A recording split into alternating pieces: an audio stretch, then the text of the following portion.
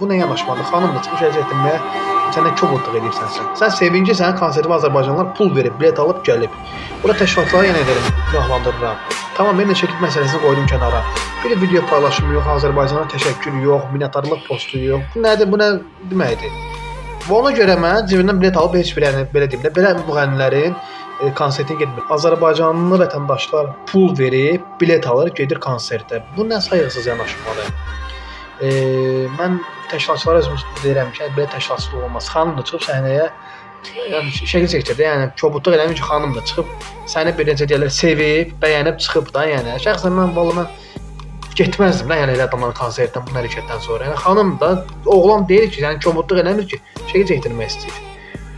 Bundan başqa gəlirlər Azərbaycana bir maraqlı video paylaşmırlar.